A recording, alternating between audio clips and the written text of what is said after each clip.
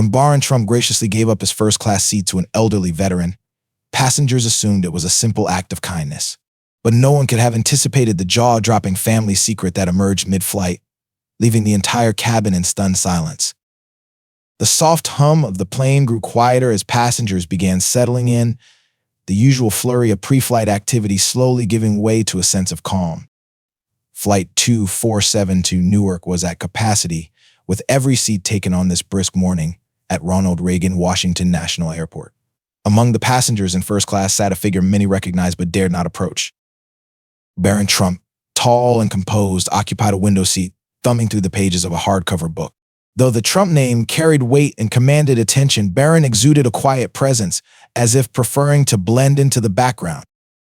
Meanwhile, in the economy cabin, an elderly man with silver hair carefully made his way to his seat near the back. His military jacket, adorned with faded patches and medals, seemed almost out of place in the hustle of modern air travel. Passengers stole glances, and whispers rippled through the cabin. Who was he? What stories did those medals carry?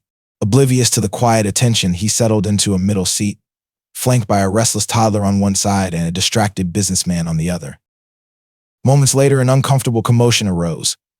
The elderly veteran's seatmate began complaining loudly, insisting he needed more space, apologizing quietly.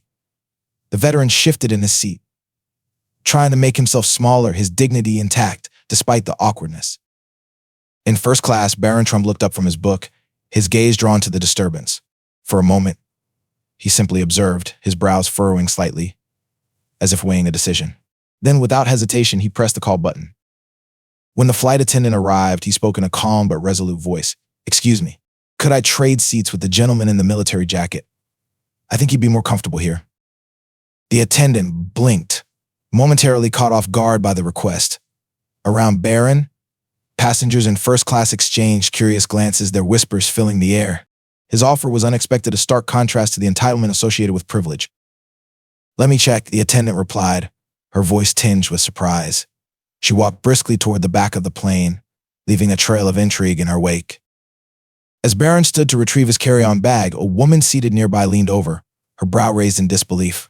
"You really don't have to do that. You paid for this seat," she remarked, her tone edged with curiosity. Barron turned to her with a small, sincere smile. "Some people have earned it more than I ever could," he replied softly. Minutes later, the flight attendant returned, her face alight with emotion. "He said he'd be honored to switch," she said, her voice catching just slightly. Barron nodded, slinging his bag over his shoulder and making his way down the aisle. Passengers craned their necks as he passed, some whispering, others discreetly reaching for their phones. Yet Barron seemed entirely unaffected, his focus solely on the veteran, who now stood to meet him. The two exchanged a few words, a quiet "thank you, young man" from the veteran, and equally humble "it's the least I can do" from Barron, before switching places. As Barron slid into the cramped economy seat, the atmosphere in the cabin shifted. The hum of conversations became tinged with awe and admiration, the kind that lingers when a simple act of selflessness transforms an ordinary day into something extraordinary. When Barron arrived, the elderly veteran looked up, confused. "Are you sure, young man?" he asked, his voice weathered but firm. "You don't have to do this for me." "I want to," Barron replied, extending a hand. "Thank you for your service. Please take my seat." The veteran hesitated for a moment, as if debating whether to accept the gesture, but the sincerity in Barron's eyes was undeniable. Slowly, the man stood, shaking Barron's hand firmly. "Well, thank you. That's mighty kind of you." As the veteran made his way to first class, the murmurs among the passengers grew louder. A young mother in row 15 whispered to her teenage daughter, "Did you see that? He just gave up his seat." The businessman seated next to Barron looked over, raising an eyebrow. "Never seen anything like that on a flight," he muttered, half to himself. Barron slid into the now vacant economy seat, adjusting his tall frame to fit the tighter space. He seemed completely at ease, ignoring the scattered stares from fellow passengers. A flight attendant passed by and discreetly asked if he needed anything, but Barron simply shook his head and opened his book again. In first class, the veteran settled into the plush seat, visibly overwhelmed by the comfort and unexpected kindness. He adjusted the armrest, his hands trembling slightly. A flight attendant approached him, offering a complimentary drink and a warm blanket. "The young man said you should have this seat," she explained. The veteran smiled faintly. "It's been years since I've been treated like this," he murmured. He glanced back toward the economy section, where Barron sat calmly, now absorbed in his book. The gesture had been small in action but monumental in its impact. For a moment, the cabin seemed to exhale as the tension of boarding dissipated. The passengers settled in, and the plane taxied onto the runway. But as the engines roared to life and the flight lifted into the air, the story was far from over. What seemed like a simple act of kindness was about to take a turn that no one could have predicted. And then, the veteran spoke. The flight reached cruising altitude, and the soft hum of the engines filled the cabin. Flight attendants moved through the aisles with drinks and snacks. But the atmosphere was anything but routine. Passengers couldn't stop glancing between Barron Trump and the economy section, and the elderly veteran now seated in first class. Whispers of admiration had spread, but the story was only beginning to unfold. If you find these stories inspiring and they motivate you to take action, please comment 9. If not, comment 0. Your feedback means a lot to us. Thank you for your valuable time. The veteran sat quietly at first, sipping his water and staring out of the window. His hands rested on his lap, the faintest tremor visible. Then, as if compelled by the weight of the moment, he turned to the passenger seated next to him, a middle-aged woman with kind eyes. "I have to say something," he began, his voice just loud enough to be heard. The woman looked at him, curious. The veteran adjusted the small pin on his lapel, a purple heart, and sighed deeply. "That young man who gave me this seat, his family saved my life once." The woman blinked, surprised. "What do you mean?" The veteran leaned back, his voice growing steadier as he began his story. "It was decades ago during the Vietnam War. I was stationed overseas, far from home, with no family support. I'd been injured badly, shot twice in the leg. When I finally got stateside, I was lost. No direction, no purpose, nothing." His voice wavered, but he continued. "I ended up in New York, trying to rebuild my life. I didn't have a place to stay, barely enough money for food. One day, I ran into a man outside a diner who saw me struggling. He didn't just hand me $1 and walk away. He sat with me, listened to my story. That man was Donald Trump's father, Fred." The woman's eyes widened. A few passengers nearby, who had been subtly eavesdropping, leaned closer. "Fred Trump?" she asked. The veteran nodded, his expression growing wistful. "Yes. He didn't owe me a thing, but he made sure I had a roof over my head and a job to get back on my feet. He never asked for anything in return, just told me, 'You serve this country, it's the least we can do.' I'll never forget those words." By now, the conversation had caught the attention of several passengers in first class, and the story began to ripple through the cabin. The veteran's voice grew stronger as he continued, his eyes misting with gratitude. "I always wanted to thank his family, but I never got the chance. Life moved on, and I thought the moment was lost forever. And now, today, that man's grandson, he's given me a gift I'll never forget. What are the odds of something like this happening?"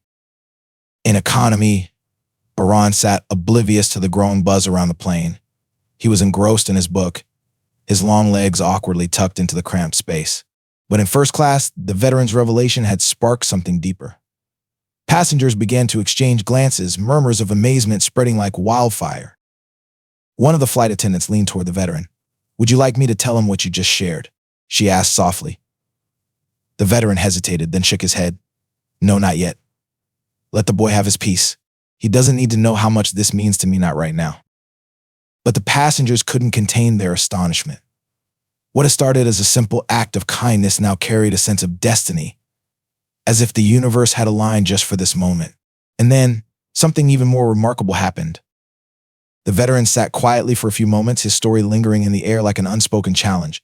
Nearby passengers exchanged glances, some leaning in closer to share their own thoughts in hushed tones. The flight had transformed from a routine journey into something far more profound. It was the man seated directly across from the veteran who broke the silence. He was in his early 40s, with a tired but approachable face. "I'm sorry to interrupt," he said, his voice steady but tinged with emotion. "But your story really hit home. My grandfather served in Vietnam too. He used to talk about how much it meant when people back home cared enough to help. Hearing what Fred Trump did for you, well, that's rare. Too rare." The veteran nodded, his lips curling into a faint smile. "It's the little things, son. People don't realize how far a small act of kindness can go. Back then, I thought my life was over. But that man's generosity gave me a second chance." Across the aisle, a young mother chimed in, cradling a sleeping toddler in her arms. "You know, my dad used to say the same thing. He wasn't a veteran, but he always told me that when someone lifts you up, even just a little, you pass it on. It's like a chain reaction. What Barron did today is proof that kindness still matters. The veteran's eyes softened as he listened. It's true. And it's not just about big gestures. Sometimes just being seen, being acknowledged, can change everything. That's what Fred Trump did for me.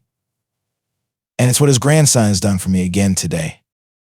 The passengers continued to share their stories, each one more heartfelt than the last. A flight attendant, visibly moved, sat on the armrest of an empty seat near the veteran. I wasn't planning to say anything, she admitted, but my brother served in Iraq.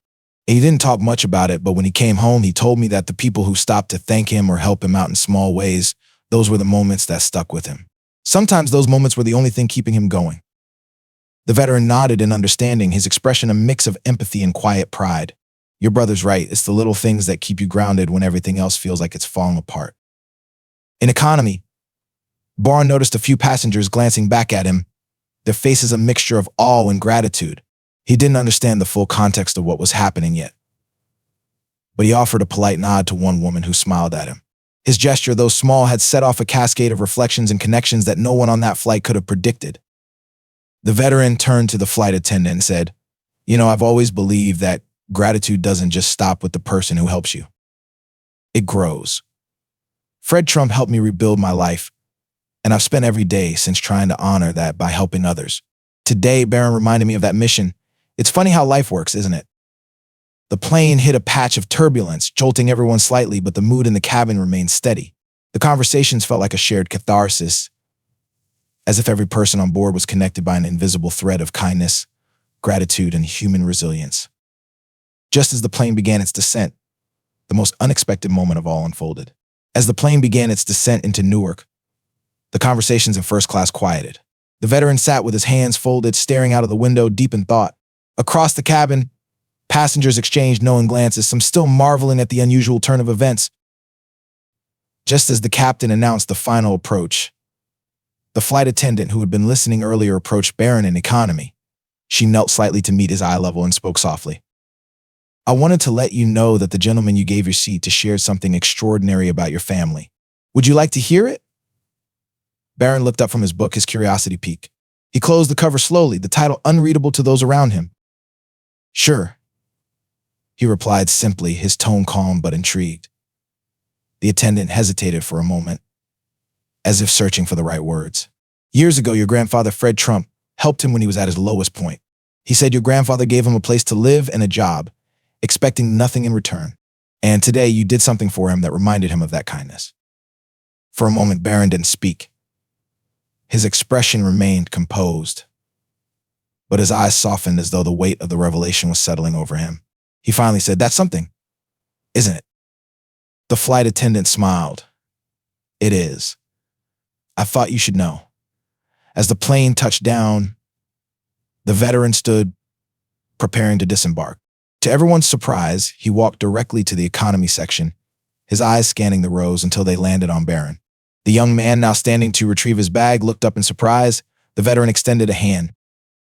Young man, I wanted to thank you face to face. What you did today brought me full circle. Your family has a history of kindness, and you've carried that forward. Never forget how much these moments matter. Barron shook his hand firmly, his voice steady but quiet. I didn't do anything special, sir. You deserved it. The cabin was silent now, passengers watching the exchange unfold with rapt attention. Some had tears in their eyes. Others wore small, thoughtful smiles. The connection between these two men, generations apart, felt like a living testament to the power of empathy and gratitude. As the passengers disembarked, many paused to thank Barron for his gesture. Others approached the veteran, offering handshakes and words of gratitude for his service. The mood was unlike anything anyone had experienced on a flight before. At the gate, the veteran turned once more before leaving, tipping his hat toward Barron. You've got a good heart, son. Don't ever lose that. Barron nodded, his usual reserved demeanor softening just enough to show the impact of the words. As he walked toward the baggage claim, he pulled out his phone and typed a brief message. He hesitated, then hit send. The text read, Grandpa would have been proud of today. This heartwarming story of Barron Trump giving up his first-class seat for a veteran reminds us all of the power of simple yet meaningful acts of kindness. What unfolded next on that flight is a testament to how generosity and gratitude can ripple through our lives, creating moments of connection and humanity. Barron's thoughtful gesture not only honored the veteran's service, but also reflected the values of empathy and respect that we should all strive to embody. In a world where kindness can sometimes feel rare, stories like this remind us that compassion has the power to bring people together, no matter their background or circumstances. Let this serve as an inspiration for us to spread positivity in our daily lives. If you were moved by this story, make sure to hit the like button, share this video with your friends and family, and don't forget to subscribe to our channel for more inspiring stories. Together, we can create a ripple of kindness that reaches far and wide. Thank you for watching, and we'll see you in the next video.